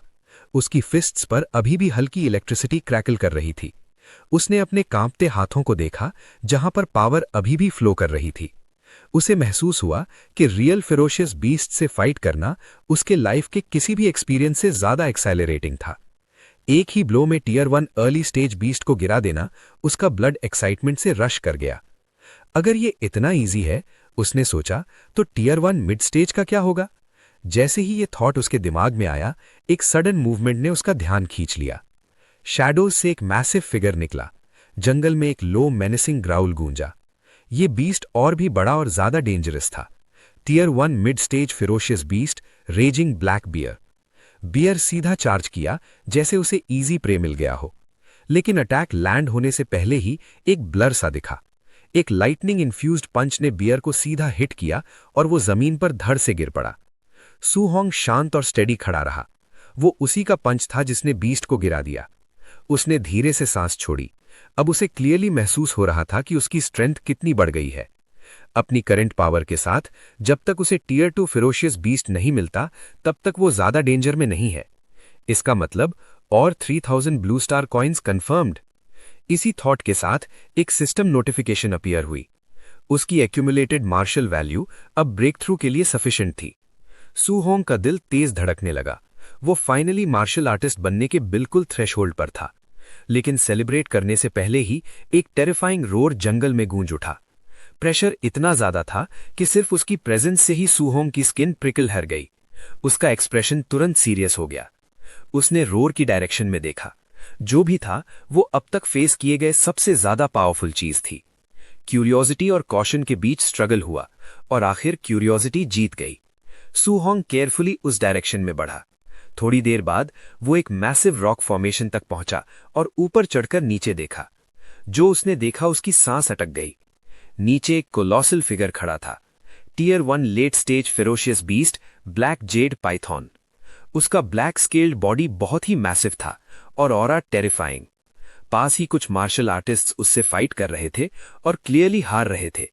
एक के बाद एक सब उड़ते जा रहे थे। सू होंग का दिल जोर से धड़कने लगा। ये बिल्कुल अलग लेवल का मॉन्स्टर है।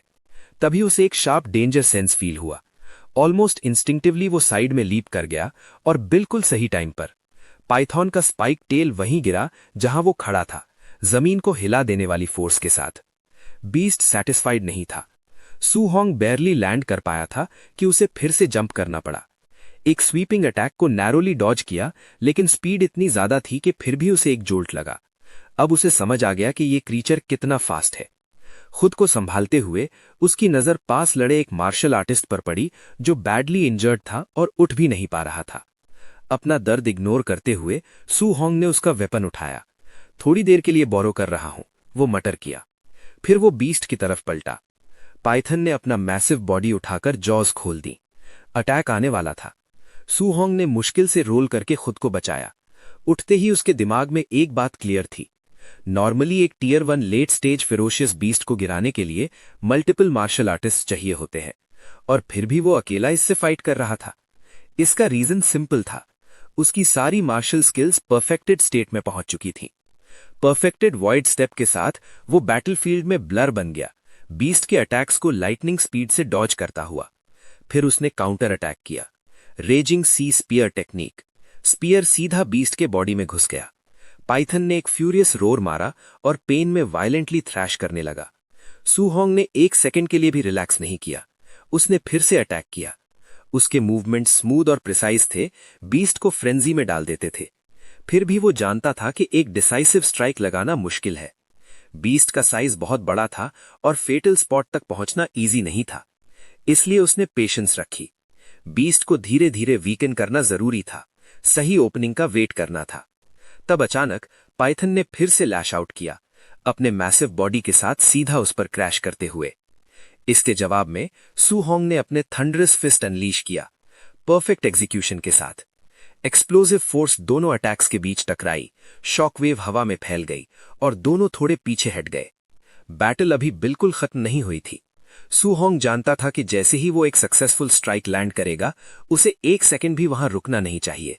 तुरंत पीछे हटना, डिस्टेंस बढ़ाना और अगला ओपनिंग ढूंढना जरूरी था। एक छोटी सी गलती सीधा मौत का इन्विटेशन होती। ऐसे मॉन्स्टर के सामने लड़ने का यही प्राइस था। हर एक्सचेंज के साथ उसकी सांसें और भारी होती जा रही थीं। इस तरह फाइट करना बहुत एग्जॉस्टिंग था, लेकिन यही सबसे सेफ ऑप्शन भी था। फिर भी जैसे जैसे बैटल लंबी होती गई, सू होंग को महसूस होने लगा कि उसकी स्टैमिना धीरे धीरे कम हो रही है। लेकिन सिर्फ वो ही थक नहीं रहा था। ब्लैक जेड पाइथन की कंडीशन भी ज्यादा अच्छी नहीं थी। उसकी मूवमेंट स्लो हो रही थी और उसकी सांसें रफ और अनइवन हो चुकी थीं। सू होंग को समझ आ गया, बीस्ट भी अपनी लिमिट के करीब पहुंच रहा था। बस थोड़ा और, उसने मन ही मन सोचा। अगर मैं इस पेस को मेंटेन कर पाया तो इसे खत्म कर सकता हूं। उसने खुद को स्टडी किया, नेक्स्ट एक्सचेंज के लिए रेडी होते हुए। उसकी पूरी अटेंशन सामने खड़े बीस्ट पर थी। तब अचानक उसकी स्पाइन से एक डेंजरस चिल नीचे तक दौड़ गई। कुछ गलत है। रिएक्शन देने का मौका मिलने से पहले ही साइड से एक वायलेंट फोर्स उस पर आ गिरी। बैम! सू होंग हवा में उछाल दिया गया। उसका बॉडी जमीन पर जोर से क्रैश हुआ। एक ही पल में उसकी सारी सांस निकल गई। दर्द को इग्नोर करते हुए उसने खुद को रोल करने पर मजबूर किया। मुश्किल से अगला अटैक ब्लॉक कर पाया। फिर भी इम्पैक्ट इतना जबरदस्त था कि उसकी हड्डियां तक हिल गई। तब उसे समझ आया, वो एम्बुश हो चुका था। लड़खड़ाते हुए खड़ा होता हुआ सू होंग ने गुस्से में पूछा, कौन है? शैडोज से कुछ फिगर्स बाहर आए। उनमें से एक जोर से हंसा, क्लियरली पूरी सिचुएशन का मजा ले रहा था। कॉट ऑफ गार्ड होने का टेस्ट कैसा लगा? उसने टॉन्ट किया। ब्लैक जेड पाइथन हमें हैंड ओवर कर दो, शायद जिंदा रहने दे दें। स्पीकर को पहचानकर सू होंग की आंखें नैरो हो गईं। उसका दिल थोड़ा सा बैठ गया। सच में ट्रबल आ गया है। सू होंग एक बहुत ही बुरी सिचुएशन में फंस चुका था। चारों तरफ से काफी सारे गूंज ने उसे घेर लिया था और इन सब का उसके साथ पुराना हिसाब था। गूंज का लीडर बोलता है कि जब उसने पहले सू होंग को अकेले शहर छोड़ते हुए देखा था, तब उसे पूरा यकीन था कि सू होंग शहर के बाहर जिंदा नहीं बचेगा। उसका कहना था कि उसे बिल्कुल भी उम्मीद नहीं थी कि सू होंग इतना लकी निकलेगा। ना सिर्फ वो जिंदा बचा, बल्कि उसने एक heavily injured black Z giant Python तक उठा ली। फिर लीडर पास ही पड़ी उस जायंट पाइथन को देखता है, जो खुद भी बुरी तरह इंजर्ड थी और मरने के बिल्कुल करीब लग रही थी। उसे लगता है कि ये उनके लिए एक परफेक्ट मौका है। सू होंग ये सुनते ही समझ जाता है कि अगर ये लोग कह रहे हैं कि उसने पाइथन उठाई है तो इसका मतलब है कि ये लोग अभी अभी यहाँ आए हैं। वो नोटिस करता है कि उनमें से पांचों मार्शल आर्टिस्ट्स हैं और नंबर्स का एडवांटेज भी उनके पास है, इसलिए सू होंग जानता है कि सीधा फाइट करना पॉसिबल नहीं है।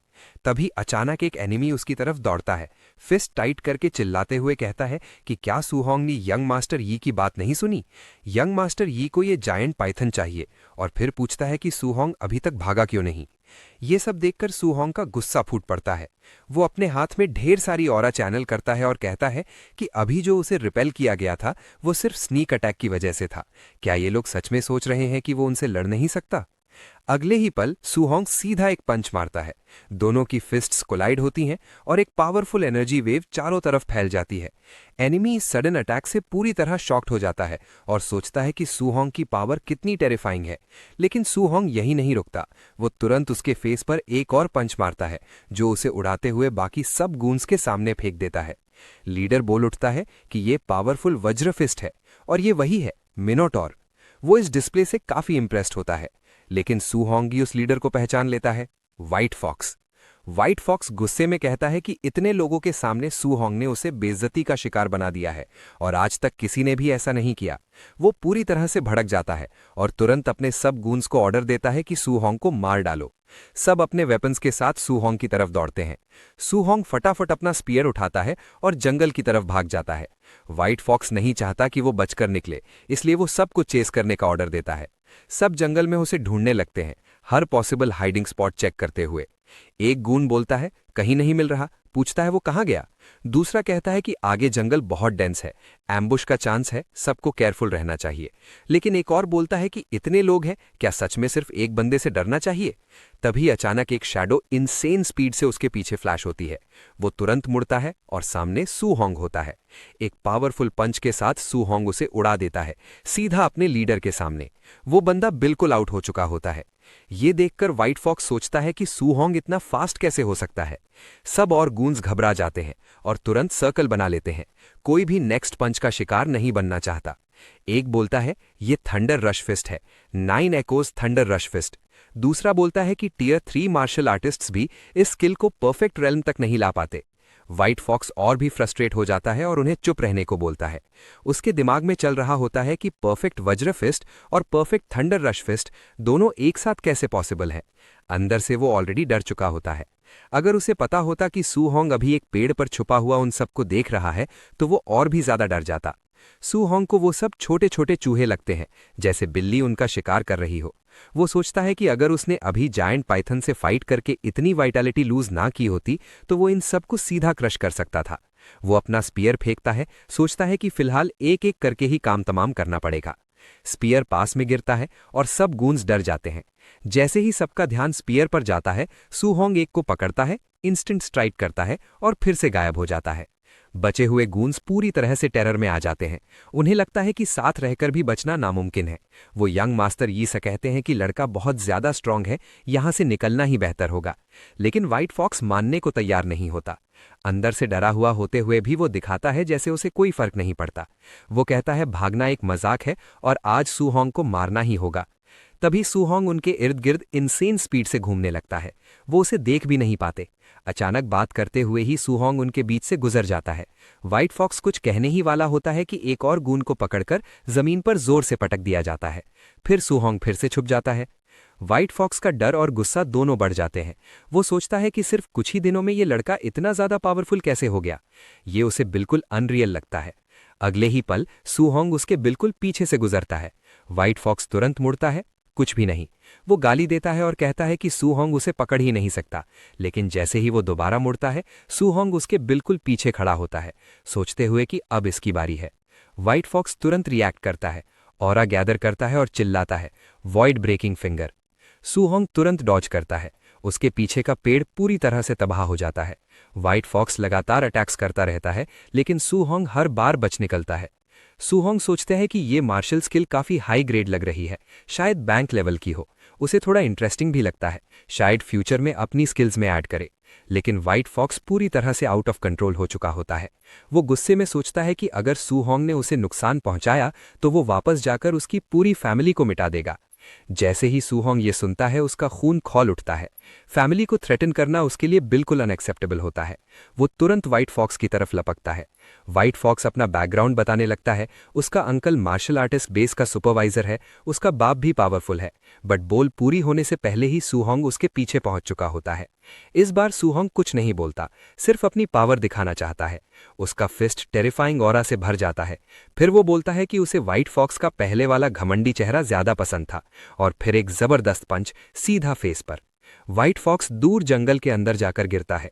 धूल और धुआं छा जाता है। जब सब सेटल होता है, सूहोंग लाल ऑरा के साथ उसकी तरफ बढ़ता है और कहता है कि उसे कभी भी उसकी फैमिली का नाम नहीं लेना चाहिए था। जमीन पर पड़ा व्हाइट फॉक्स पूछता है कि सूहोंग इतना स्ट्रांग कैसे है, ये इम्पॉसिबल है। वो चिल्लाता है कि सूहोंग असल में है क्या। तभी पीछे से जायंट पाइथन उसकी आवाज सुनकर उस पर अटैक कर देता है। पाइथन अब अपना पूरा ध्यान सूहोंग पर लगा देता है। सूहोंग समझ जाता है कि फाइट लंबी हो चुकी है और पाइथन ने अपनी स्टैमिना रिकवर कर ली है। अब एडवांटेज पाइथन के पास है। अब सूहोंग पहले जितना कॉन्फिडेंट महसूस नहीं करता।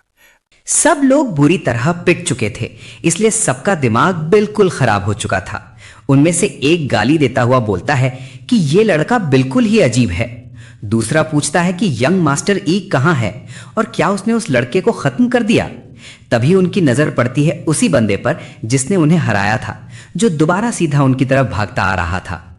सब तुरंत तैयार हो जाते हैं, सोच के कि फिर से फाइट होने वाली है।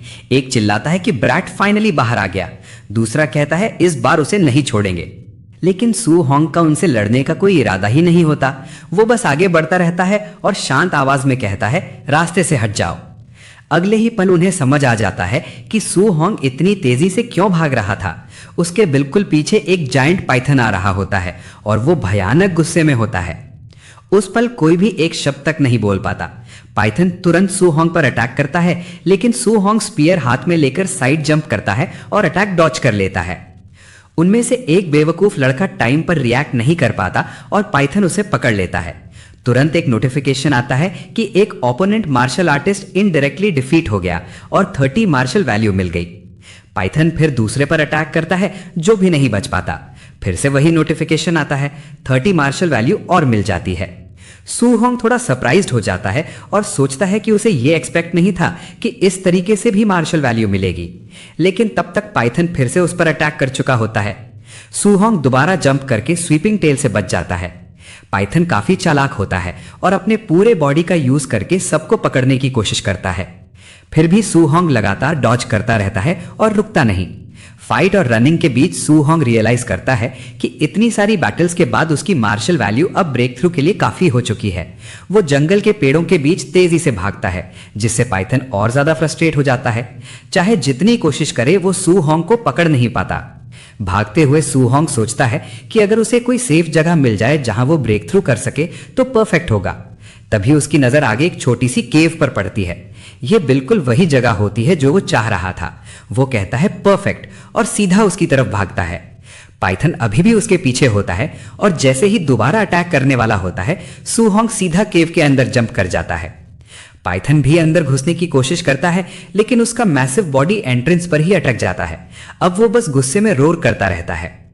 सूहोंग शांति से अपना सिस्टम खोलता है और अपने स्टैट्स चेक करता है। नाम Su Hong, vitality 96, spirit 23, physique mortal body 3%। उसकी सारी मार्शल स्किल्स परफेक्ट लेवल पर होती है। Raging sea spear technique, thunder rush fist, Vajra fist, floating light palm और वॉइड स्टेप। Martial value 504। वो सिस्टम को लगातार टैप करने लगता है, खुद से कहता है और फास्ट और फास्ट। वो चाहता है कि सबसे कम टाइम में मैक्सिमम पावर मिल जाए। वो वाइटैलिटी पर फोकस करता है, बार बार टैप करता है और महसूस करता है कि उसके बॉडी के अंदर एनर्जी बह रही है। उसका पूरा शरीर आग की तरह जलने लगता है, जैसे रगों में खून नहीं मैग्मा बह रहा हो। जल्द ही वाइटैलिटी 100 पहुंच जाती है। पाइथन भी महसूस कर लेता है कि कुछ बहुत खतरनाक होने वाला है। तब एक नोटिफिकेशन आता है, टियर 1 मार्शल आर्टिस्ट में ब्रेक थ्रू कंप्लीट। सूहोंग सोचता है कि आज वो फाइनली एक रियल मार्शल आर्टिस्ट बन चुका है। वो अपनी मुट्ठी भींचता है और ऑरा उसके बॉडी से फूट पड़ता है। पाइथन को देखकर कहता है अब मेरी बारी है। पाइथन को सच में डर लग जाता है और वो पीछे हटने की कोशिश करता है, भागना चाहता है, लेकिन सूहोंग उसे मौका नहीं देता। वो पूरी ताकत इकट्ठा करके एक जबरदस्त पंच मारता है। केव में फंसा पाइथन बच नहीं पाता। पंच लगते ही वो जोर से दहाड़ता है और हवा में उछल जाता है। सू होंग खुद भी अपनी स्ट्रेंथ पर हैरान होता है, लेकिन वो यही नहीं रुकता। वो दूसरा वज्र फिस्ट बनाता है, पाइथन की पूंछ पर जंप करता है और उसे फुटहोल्ड बना लेता है। लगातार पंचेस मारता है जब तक पाइथन जमीन पर पटक नहीं जाता। धुआं छा जाता है। जब सब सेटल होता है, सू होंग जाइंट पाइथन के ऊपर खड़ा होता है। उसकी मार्शल वैल्यू और 92 बढ़ जाती है।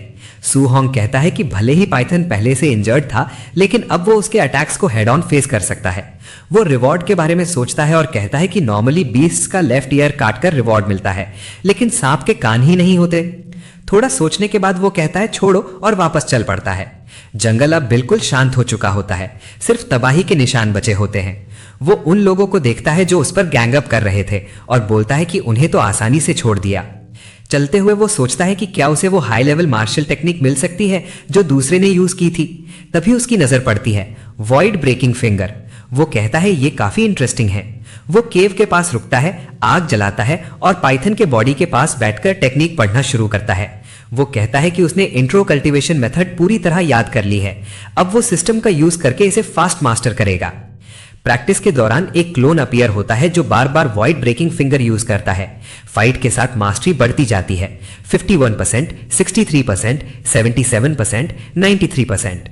जल्द ही टेक्निक बेसिक रियम में एंटर करती है, लेकिन सू होंग थक चुका होता है, खांसने लगता है और कहता है कि बी रैंक मार्शल स्किल वाकई बॉडी पर बहुत प्रेशर डालती है। टेक्निक गाइड करता है कि अब किसी मॉन्स्टर पर टेस्ट करो। 3 दिन बाद सू होंग एक जाइंट रोरिंग बियर से लड़ता है। वॉइड ब्रेकिंग फिंगर यूज करके उसे डिफीट कर देता है। बैटल के बाद वो कहता है कि अब ये परफेक्ट लेवल तक पहुंच चुकी है। नोटिफिकेशन आता है, void breaking finger mastered perfect level. वो कहता है अब वापस जाने का टाइम आ गया है। मार्शल आर्टिस्ट बेस पर लोग शॉक में होते हैं। कोई 2,30,000 सुनकर हैरान होता है। कोई कहता है थंडर स्क्वाड कितनी फियर्स है। रिसेप्शनिस्ट अनाउंस करती है 72 initial stage, 83 middle stage, 17 high stage beasts. Total reward 46,000 blue star coins. Su Hong सोचता है कि शायद उसने कुछ ज्यादा ही शिकार कर लिया और ये काफी कंस्पिक्यूअस हो गया है। वो होप करता है कि कोई मुसीबत ना आए। तभी हंगामा मचता है। यी की बेस का इंचार्ज और यांग का अंकल अपीयर होता है। वो बेस लॉकडाउन का ऑर्डर देता है। वो अनाउंस करता है कि उसका नेफ्यू और उसके साथ के 4 मार्शल आर्टिस्ट्स मर चुके हैं। क्राउड शॉक में आ जाता है। यी की कहता है कि यांग के पास से B rank martial skill missing है और सबकी सर्च होगी। सू होंग सोचता है कि बॉडीज देखकर लगता है कि सब पाइथन ने मारा, इसलिए उस पर शक नहीं आना चाहिए। लेकिन जब यी सीधा उसकी तरफ आता है और फेक स्माइल के साथ प्रेज करता है, तो सू होंग महसूस करता है कि बात बिगड़ सकती है। बाहर से शांत, लेकिन अंदर से सू होंग सोचता है कि अगर बात हद से बढ़ी तो क्या मैं इस आदमी को भी गिरा सकता हूं। उस आदमी का बाप आगे आता है और बोलता है कि उसने सुना है सू होंग ने अकेले ही 4 लाख क्रेडिट्स के फेरोशियस बीस्ट्स को मार गिराया था, जो काफी इंप्रेसिव है। लेकिन उसके पास खड़ी औरत तुरंत सवाल उठा देती है।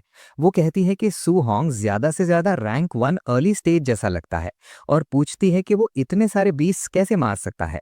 वो उस पर इल्जाम लगाती है कि उसने यंग मास्टर योंग का शिकार लूट लिया होगा और तुरंत उसकी तलाशी लेने का ऑर्डर देती है। जैसे ही वो ये कहती है, 2 भारी भरकम आदमी जिनके हाथों में आग जमा हो रही होती है, सू होंग की तरफ बढ़ने लगते हैं। उनमें से एक उसे वार्निंग देता है कि रेजिस्टेंस मत दिखाना, वरना बात बिगड़ जाएगी। लेकिन अगले ही पल उनमें से एक महसूस करता है कि एक स्पीयर सीधा उसके सिर पर पॉइंटेड है। वो गुस्से में पूछता है कि सू होंग क्या कर रहा है। सू होंग बिल्कुल शांत आवाज में बोलता है कि कुछ नहीं, और स्पीयर को वहीं स्टडी रखता है। आदमी शॉक हो जाता है जब उसे रियलाइज होता है कि वो ये भी ट्रैक नहीं कर पाया कि सू होंग ने स्पीयर इतनी तेज कैसे निकाल ली। फिर सू होंग कामली कहता है कि वो स्टार सिटी हाई नंबर 1 का स्टूडेंट है और पूछता है कि क्या वो सच में उसकी तलाशी लेना चाहते हैं। ये सुनकर आदमी का बाप हेजिटेट करता है। उसे याद आता है कि नंबर 1 का प्रिंसिपल अपने स्टूडेंट्स को लेके कितना प्रोटेक्टिव होता है और उसे ऑफेंड करना बिल्कुल भी सही नहीं होगा।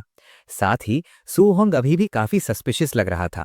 अगर ये लड़का सच में इतने बीस्ट्स का शिकार कर चुका है तो वो एक जीनियस है, और अगर गलती से उन्होंने उसे ऑफेंड कर दिया तो वो प्रॉब्लम वर्थ नहीं होगी। वो एक आदमी के कंधे पर हाथ रखता है, उन्हें रोकने का सिग्नल देता है और आगे बढ़ता है। वो एक्सप्लेन करता है कि उसके भतीजे पर अटैक हुआ था और उनकी फैमिली की सीक्रेट टेक्निक चुरा ली गई है, इसलिए उसे कल्प्रिट ढूंढना ही पड़ेगा। वो कहता है कि उम्मीद करता है सू होंग कोऑपरेट करेगा। सू होंग जवाब देता है कि वो बस यही चाहता है कि गलत आदमी पर इल्जाम न लगे। आदमी फिर 10,000 क्रेडिट्स कॉम्पनसेशन के तौर पर ऑफर करता है और पूछता है क्या ये ठीक है। सू होंग काउंटर करता है 30,000 क्रेडिट्स के साथ। उसके मन में होता है कि योंग को जाइंट पाइथन ने मार दिया था और जब तक उन्हें टेक्निक नहीं मिलती वो उस पर कुछ भी प्रूव नहीं कर सकते। आदमी डील मान लेता है। सू होंग अपने हाथ फैला देता है और तलाशी के लिए रेडी हो जाता है। तलाशी के दौरान औरत उसका बैग चेक करती है। सू होंग कहता है कि ध्यान से सर्च करें क्योंकि वो किसी भी तरह का फॉल्स एक्यूजेशन नहीं चाहता। जब तलाशी खत्म होती है आदमी रिपोर्ट करता है कि कुछ भी सस्पिशियस नहीं मिला। आदमी सर हिलाता है, सू होंग को 30,000 क्रेडिट्स देने का ऑर्डर देता है और उसे जाने देता है। सू होंग मन ही मन सोचता है कि अच्छा हुआ उसने सब क्लीन कर दिया था, वरना आज बहुत बड़ी ट्रबल हो सकती थी। फिर वो आदमी बाकी लोगों को ऑर्डर देता है कि सर्च जारी रखें और जब तक सब क्लियर ना हो जाए कोई भी जा नहीं सकता। सू होंग वहां से निकलते हुए अपने नेक्स्ट स्टेप्स के बारे में सोचता है।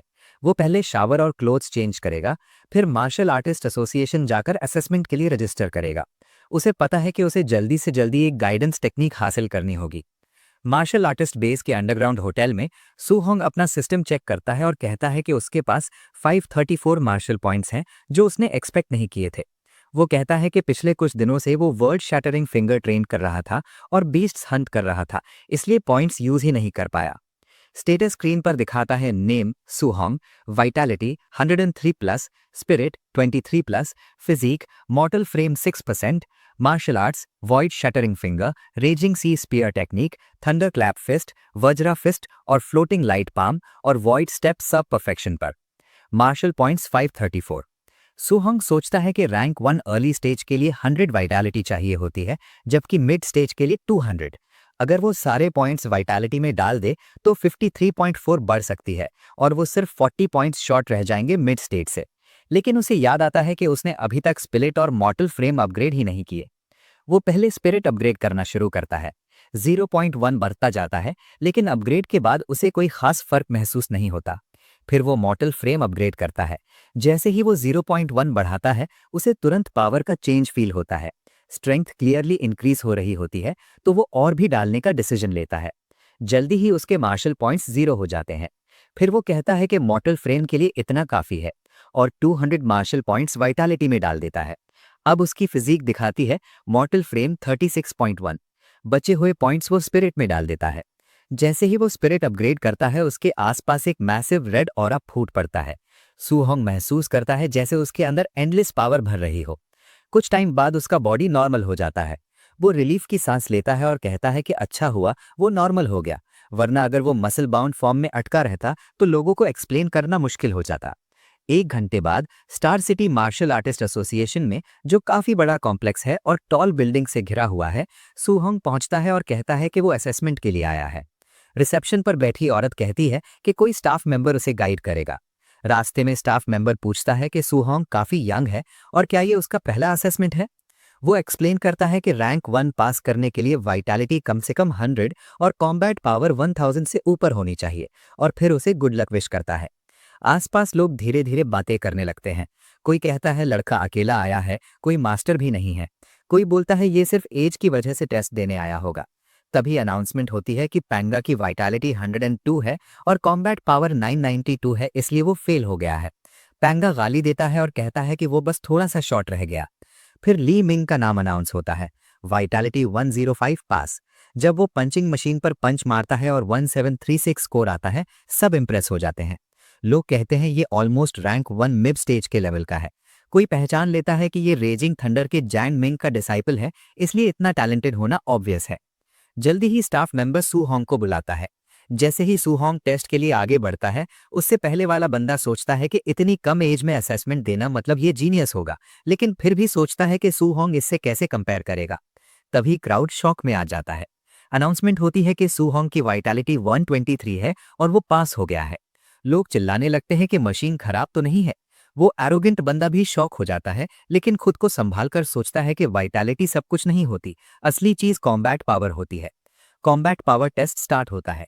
सू होंग पंचिंग मशीन के सामने खड़ा होता है। वो सोचता है कि उसका फिजिक ऑलरेडी अपग्रेड हो चुका है, इसलिए स्ट्रेंथ काफी बढ़ चुकी है। वो पहले 40% पावर यूज करने का सोचता है, लेकिन फेल होने के रिस्क के चक्कर में 50% डिसाइड करता है।